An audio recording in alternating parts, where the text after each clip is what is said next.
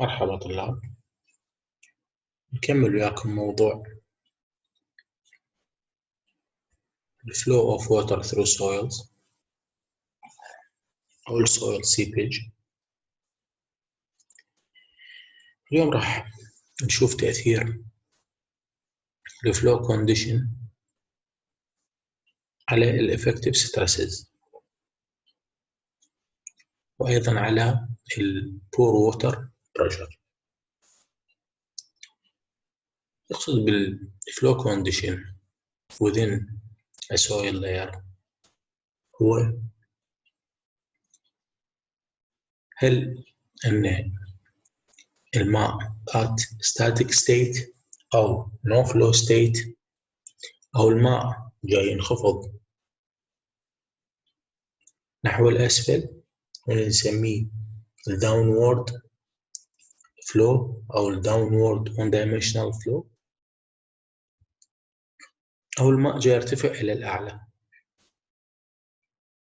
هاي الحالة راح نسميها upward seepage أو upward one dimensional flow. راح ناخذ soil layer ونتعرف على هاي الثلاث حالات بالتفصيل. الحالة الأولى نسميها static condition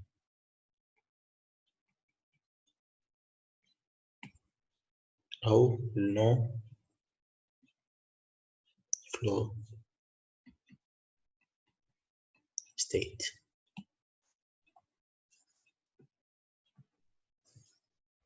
ناخذ هاي السؤال لاير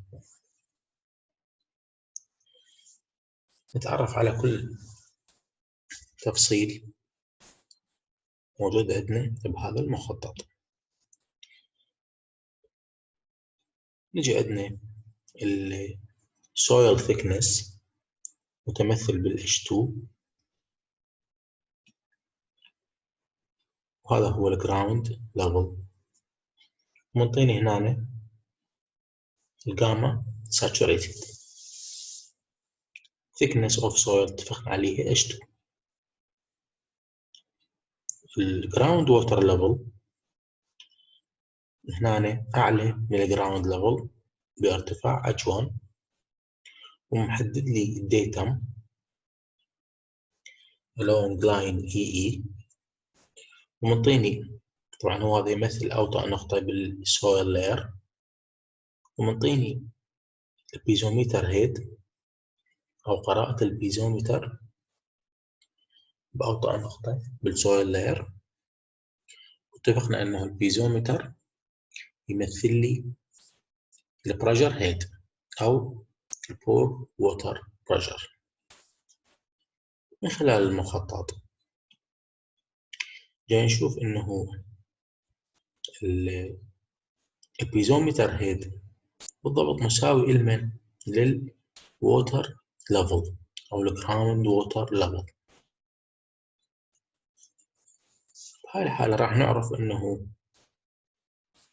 ال flow state هي static condition or no flow state. من خلال هذا الرسم خلينا نحسب وياكم ال effective stresses. عندنا القانون العام لل effective stress بأوطى نقطة اللي هي ال EE يساوي لنا total stress at EE minus البور ووتر بريشر أيضا at EE.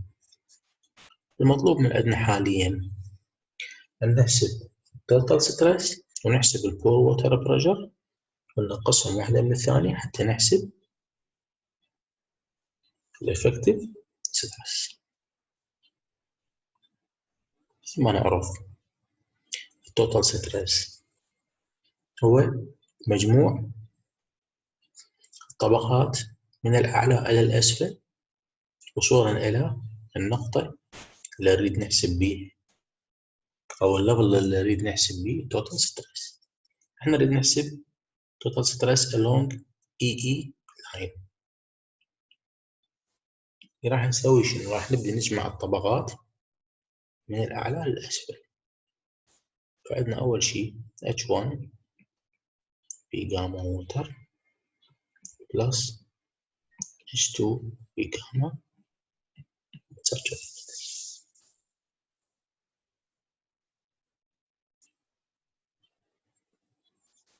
إذا نجي اليو أو البور ووتر بريشر along line EE راح شي يساوي لي؟ يساوي لنا H هذا الارتفاع في جاما ووتر.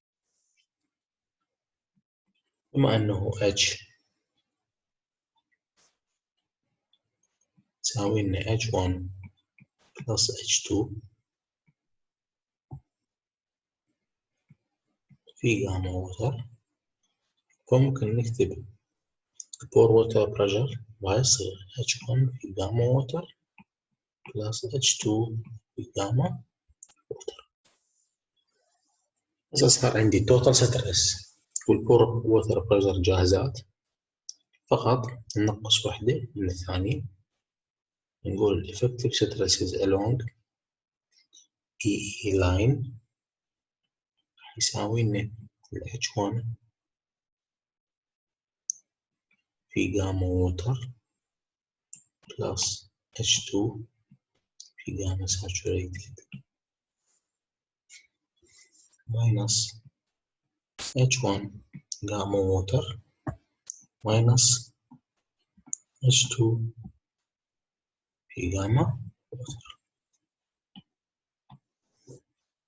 بلس H1 جاما ووتر ماينس H1 جاما ووتر. المتبقي عندنا هو H2 جاما ساتوريتد ماينس H2 جاما ووتر. ممكن نكتبها H2 جاما ساتوريتد ماينس جاما ووتر. هذا الترم أيضا ممكن نكتبه على أنه هو H2 في جاما سب ميرجد. النتيجة النهائية راح يصير عندنا الإفكتيف ستريس along EE line بحالة الستاتيك ستيت راح يساوي لنا H2 في جاما سب ميرجد. جاما سب ميرجد ممكن نكتبها جاما داش أو جاما سب. هذا هو هاي الحالة الأولى. نجي إلى الحالة الثانية واللي راح نسميها هنا downward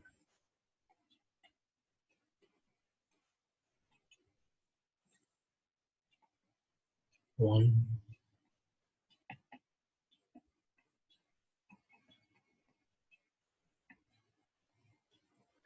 dimensional flow، الجريان باتجاه الأسفل. ناخذ السويل لاير السابقة، لكن الفارق هنا إنه أوطأ نقطة اللي هو الإي لاين بيزومتر هيد أوطأ من الجراوند ووتر ليفل بمقدار دلتا اتش، بمقدار دلتا اتش. لذلك عرفنا انه السيبج او الفلو بهاي النقطة هو شنو؟ هو نحو الاسفل، باعتبار ضغط الماء في اوطأ نقطة اقل من ضغط الماء في اعلى نقطة، فالماء راح يتجه باتجاه الاسفل. لذلك سمينا الداونورد سيبج. ايضا بهاي الحالة راح نحسب الافكتيف ستريس ونشوف قيمته شو تساوي؟ نقارنها ويا الستاتيك كونديشن. نرجع للقانون العام. الإفكتيف ستريس along EE يساوي لنا التوتال ستريس minus U at EE. total ستريس راح يساوي لنا H1 gamma water plus H2 gamma saturated.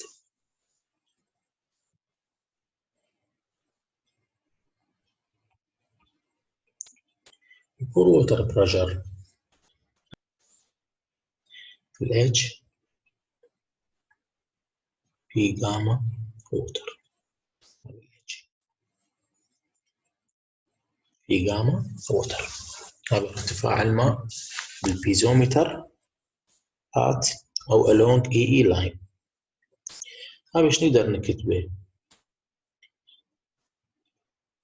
بما انه ال H يساوي لنا ال H1 plus ال H2 minus دلتا H، أيضا شنو هذا كله في جاما ووتر،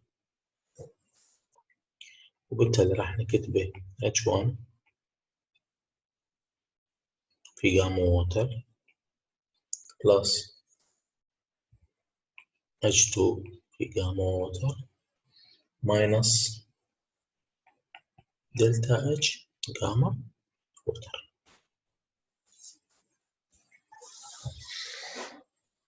هسه نطبق الإفكتيف ستريس. راح يساوي لنا ال H1 جاما ووتر plus H2 جاما saturated الآن minus H1 جاما ووتر minus H2 جاما ووتر، المرة راح يصير بلس دلتا H جاما ووتر. فقط هذا الترم دخلنا عليه الناقص مال هذا القانون، طلعت لنا النتيجة بهاي الصيغة. عندنا H1 جاما ووتر minus H1 جاما ووتر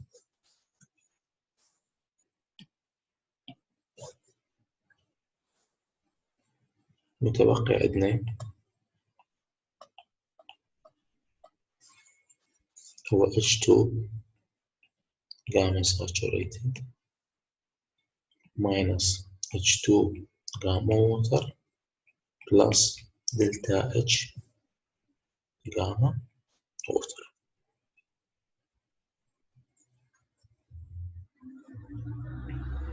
هذا أيضا ممكن نكتبه H2 gamma submerged plus delta H gamma water.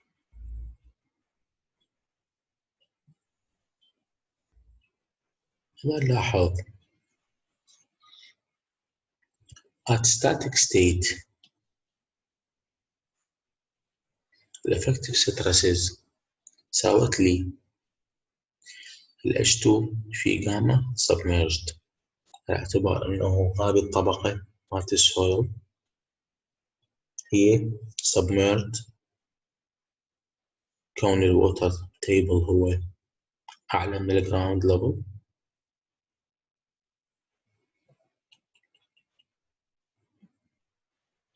هذا هو الووتر تيبل أعلى من الجراوند ليفل. اللي سواه فقط قال هذا السمك نضربه في الجاما سبميرجد مالت السويل راح يطلع عندي الإفكتيف ستريس.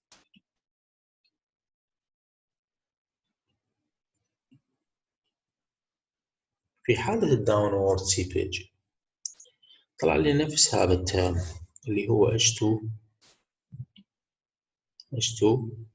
في جاما سبميرجد، لكن اجتني اضافه اللي هو مقدار الهيد لوس في جاما ووتر.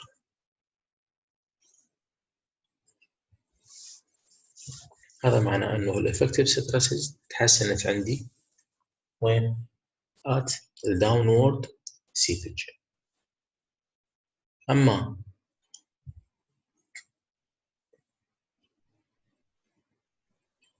البور ووتر بريشر بالداونورد سيبج فقل عن البور ووتر بريشر at static state بمقدار ايش قد؟ بمقدار دلتا اتش في جاما ووتر.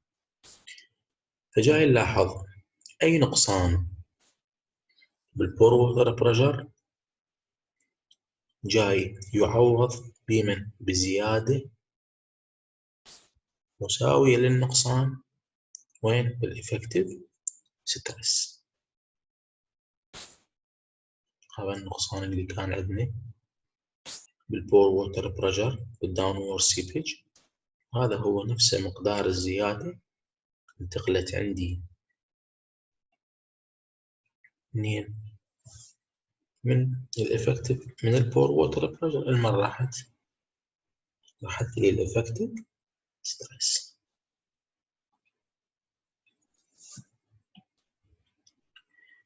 هذا هو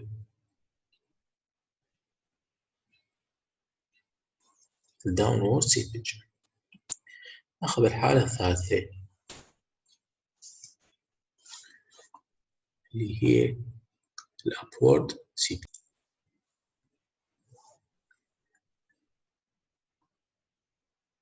الحالة الثالثة اللي هي الأبورد سيبج.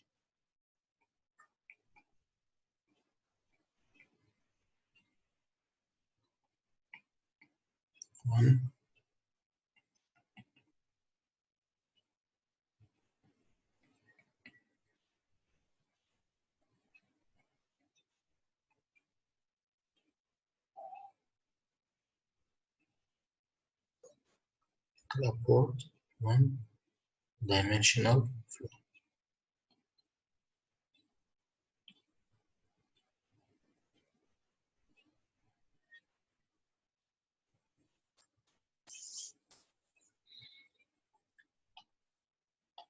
نعرف هنا من خلال هذا الرسم ومن خلال نفس السويل لاير اتجاه الجريان هو باتجاه الأعلى.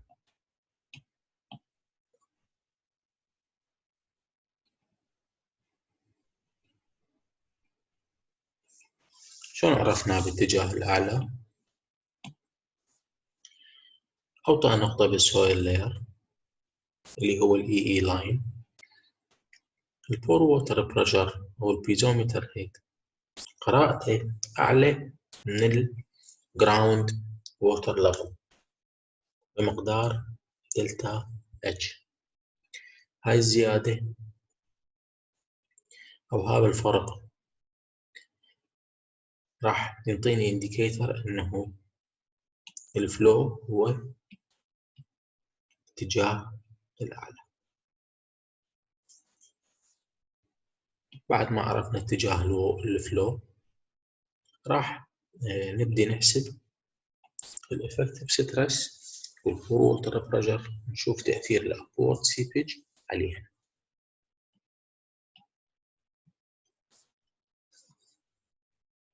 ايضا مثل ما عندنا الافكتيف ستريسز at EE line تساوي لي total stress minus u at EE line.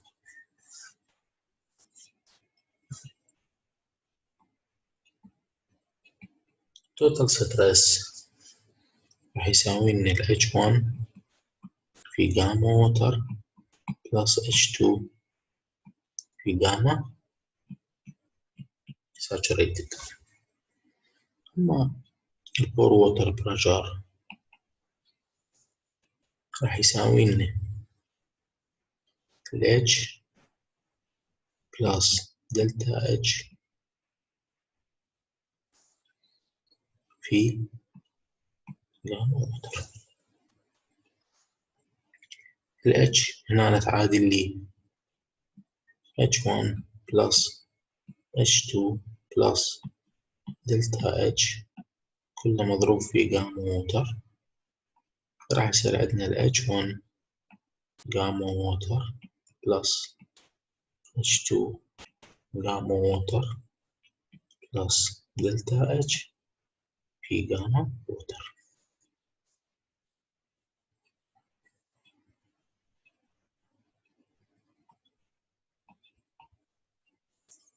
ولاحظ هنا أنه بالأبورد سيبج البور ووتر بريشر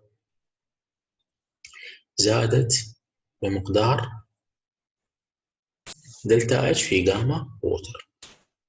إذا نقارن هنا راح نلقى أنه البور ووتر بريشر قل بمقدار دلتا اتش في جاما ووتر في حالة الداونورد سيبج. أما هنا تزداد عندنا بمقدار دلتا اتش في جاما ووتر كون السيبج هو upward.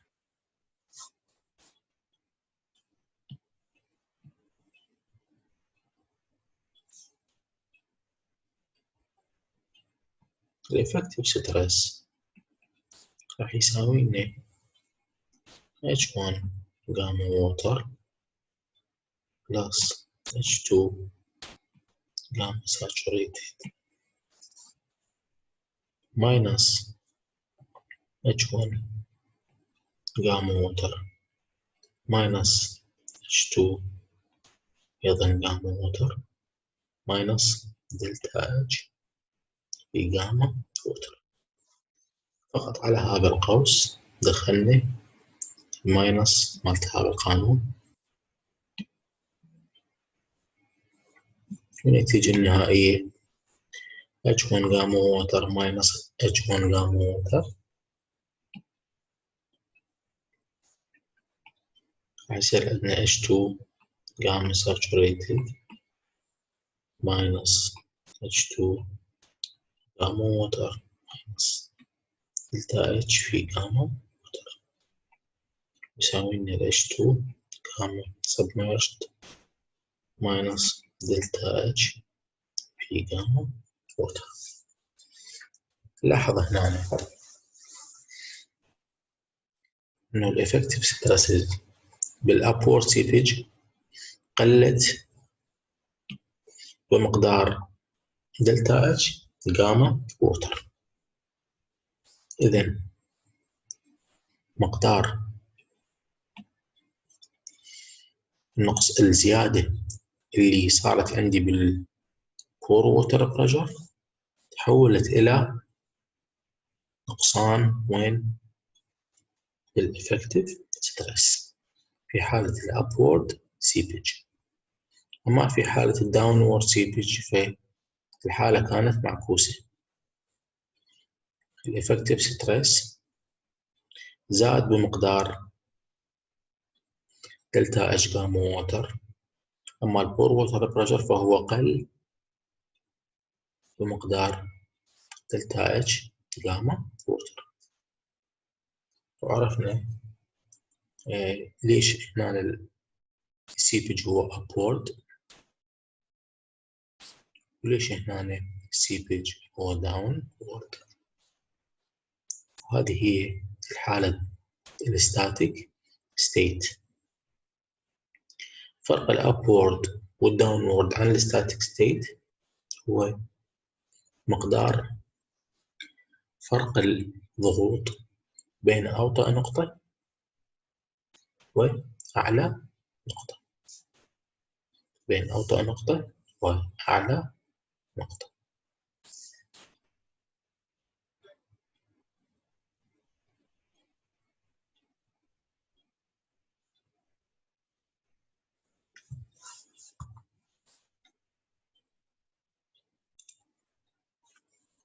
ناخذ مثال هنا طلاب نبين به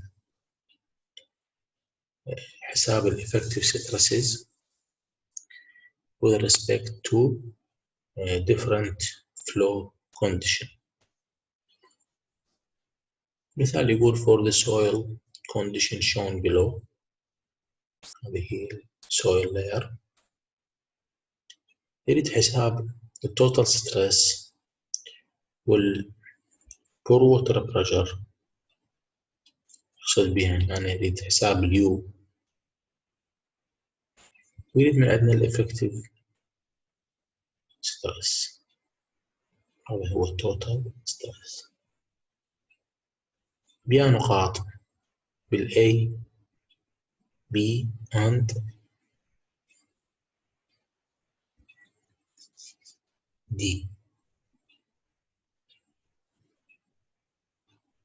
يريد من عندنا البيزومتر level at C.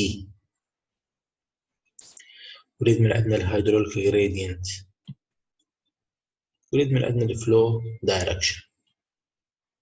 طبعا تحديد الفلو دايركشن مهم جدا.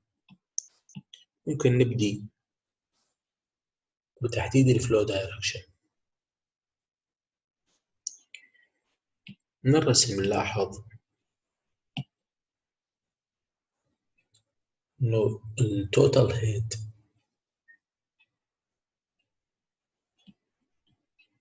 بالنقطة A يساوي لنا 8 متر، اللي هي طبعا احنا جاي نحسب من الديتا، من هذا الديتا.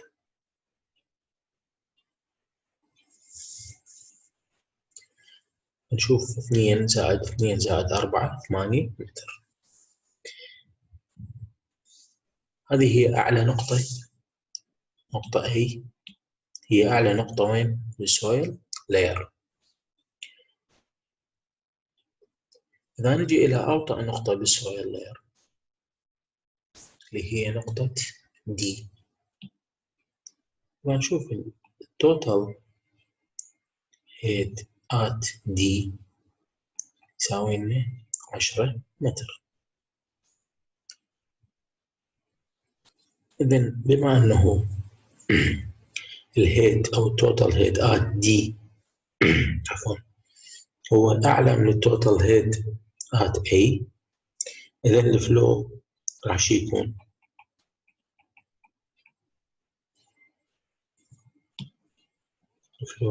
يكون from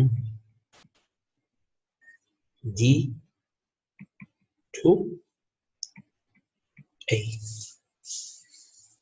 إذن هو شنو؟ إذن هو upward flow، جريان باتجاه الأعلى. شلون عرفنا؟ من حساب الضغوط. نعطيني البيزومتر هيد بالنقطة دي 2 زائد 2 زائد 4 8 زائد 2، يعطيني هنا 10. فتبين عندي انه اوطأ نقطة بالسويل لاير الضغط الماء فيه شنو؟ اعلى من اعلى نقطة بالسويل لاير.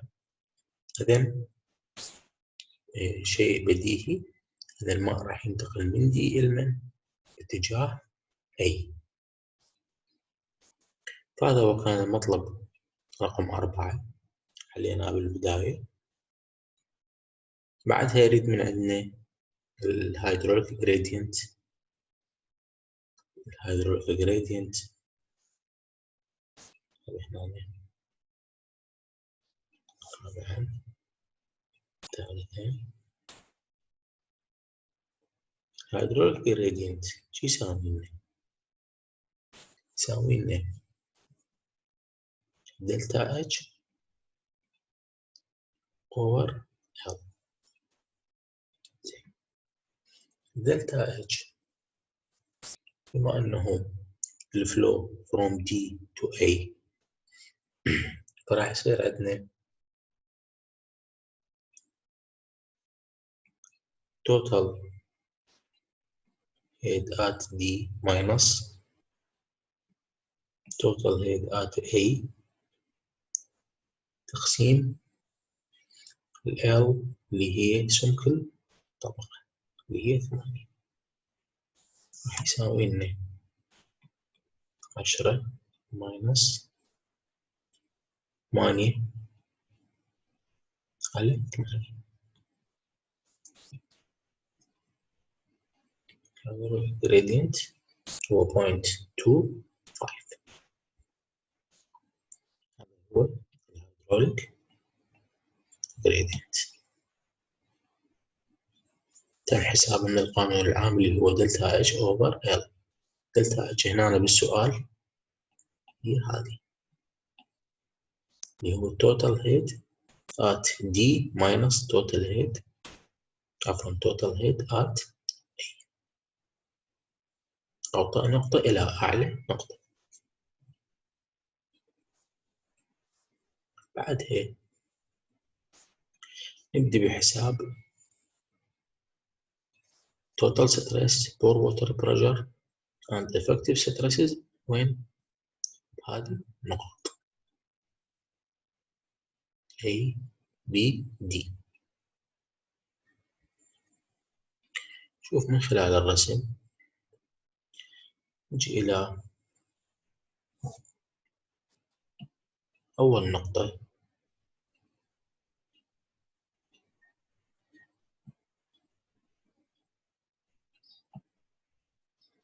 هي نقطة A، أو خلينا نبدأ من الأسفل. هي أوطى نقطة هي نقطة D.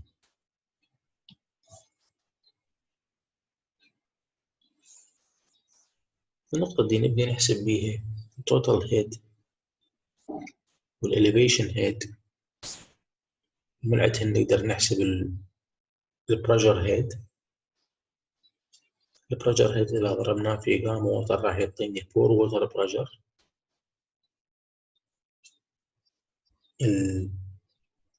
التوتال ستريس هو عبارة عن summation of everything above the point اللي نحسب بيها التوتال، والناتج النهائي الإفكتيف ستريس هو التوتال ماينس يو. فنبدأ الخطوات بالتدريج. نحسب التوتال هيد at D.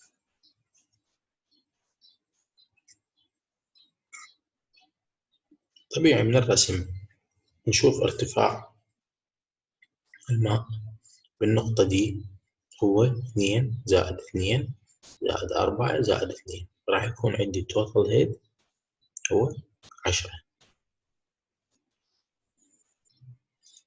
الإليفيشن هيد بما أنه النقطة دي تقع على الديتم، فالإليفيشن هيد راح يكون عندي شنو؟ يساوي لنا 0. البور ووتر بريشر بهاي النقطة راح يعادل لي، أو البريشر هيد راح يعادل لي توتال هيد ويساوي لنا 10. نجي إلى التوتال ستريس at D هو everything summation of everything above the point. عندنا هنا السمك هو 8 في جاما هي 20 نعطيني إياها بالسؤال. عفوا ناخذ هذه 20 للسهولة، راح يصير عندنا 160. البور ووتر بريشر هو نفسه البريشر هيد في جاما ووتر. هنا جاما ووتر راح ناخذها للسهولة 10، راح يصير عندنا 10 في 10 يساوي 100. الإفكتيف ستريس هيكون عندنا التوتال ستريس ماينس يو، 160 ماينس 100 ويساوي لنا 60. حسبنا كل التفاصيل المطلوبة من عندنا التوتال ستريس بور ووتر بريشر والإفكتيف ستريس at point D.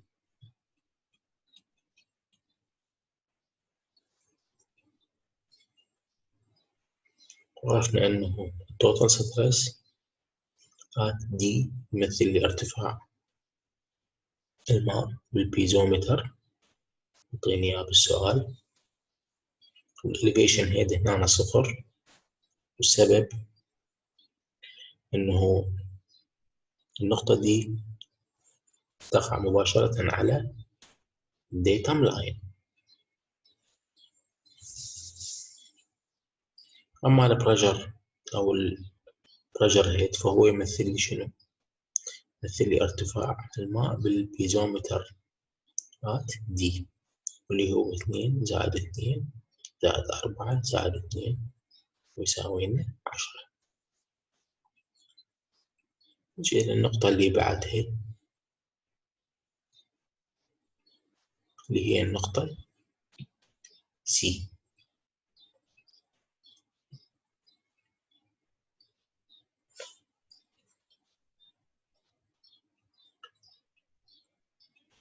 راح نبدأ هنا نحتاج أن نحسب التوتال هيد آت C، على اعتبار أنه الفلو هو بهذا الاتجاه، انتقال الماء من النقطة D إلى النقطة C راح يفقد طاقة. منين يفقدها؟ من التوتال هيد الكلي اللي هو جد، اللي هو 10. فنريد نشوف ايش قد فقد التوتال هيد بانتقاله من D إلى C. الطريقة اللي نحسب بيها هو بالاستعانة بالهيدروليك جريدينت. الهيدروليك جريدينت الكلي شو يساوي لنا؟ يساوي لنا ال HT بالنقطة D ماينس ال HT بالنقطة C على L. منين هاي ال L؟ خلينا نسويها سمول. من ال D من ال C، ويساوي عندنا الهيدروليك جريدينت هو 0.25.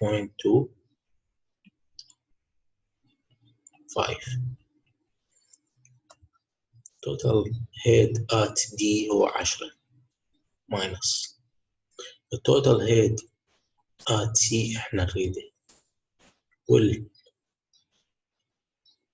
L من ال D لل C هي 2. فراح يطلع عندنا total head at C يساوي لنا 9.5. هاي الطريقة اللي نحسب بيها جيت فقد التوتال هيد من ال D من لل C.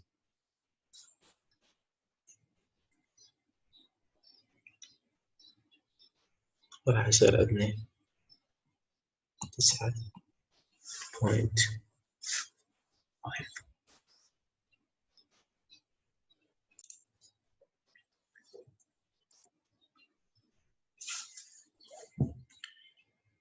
نجي إلى الإليفيشن هيد at C، هي المسافة من النقطة C إلى الديتم،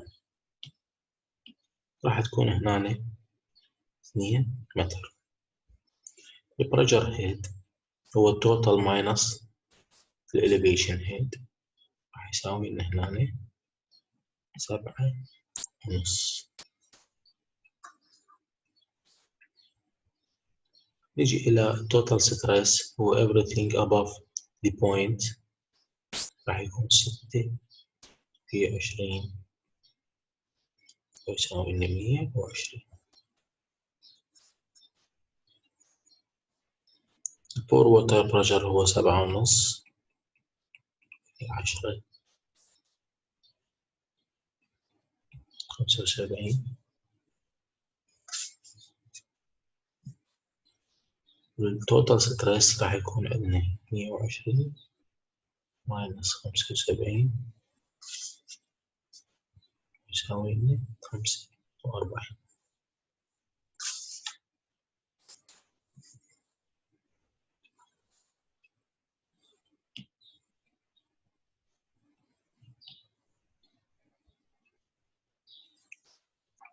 نجي للنقطة اللي بعدها اللي هي النقطة B.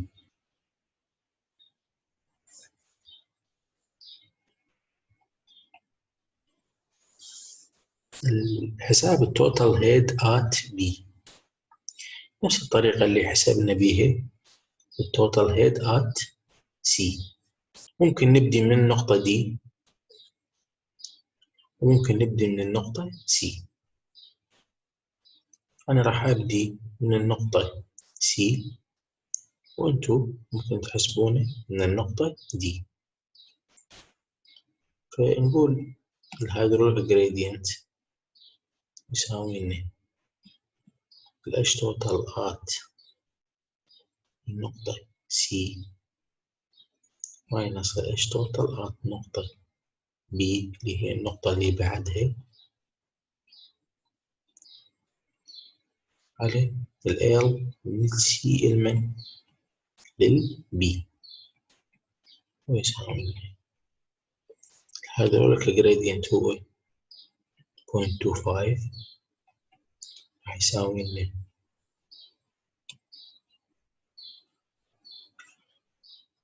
التوتال هيد at C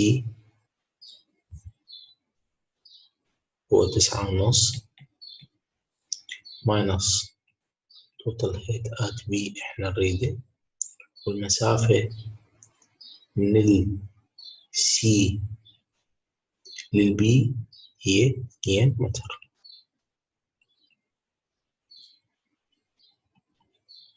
راح يطلع عندنا توتال هيد at B يساوي لنا 9 متر.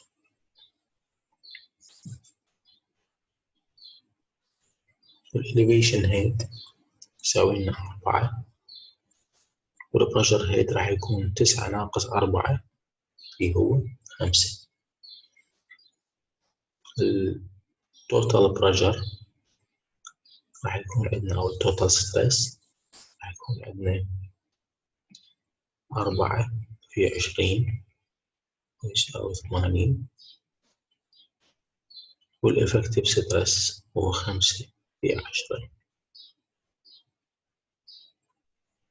والتوتال ستريس هو 80 ماينس 50 ويساوي 30. نجي إلى النقطة الأخيرة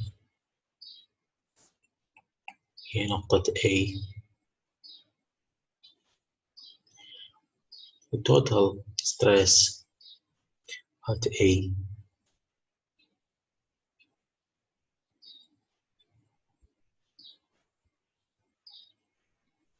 هو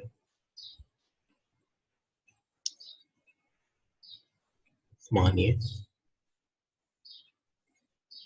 الإليفيشن هيد أيضا 8.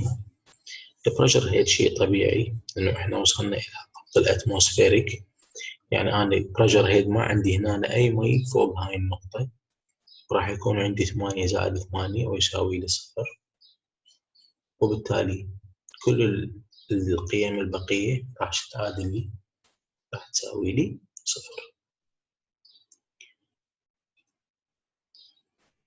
مطلوب من عندكم طلابنا في هذا السؤال مرة تاخذون ارتفاع الماء مساوي إلى الجراوند ووتر ليفل هذا، ومرة تاخذون ارتفاع الماء below the ground level بمقدار. تحلون السؤال مرتين كي هوم ورك. مرة تحلون السؤال باعتبار أنه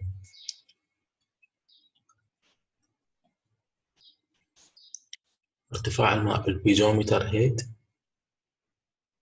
مساوي لمن للووتر ليفل، والمرة الثانية تاخذوها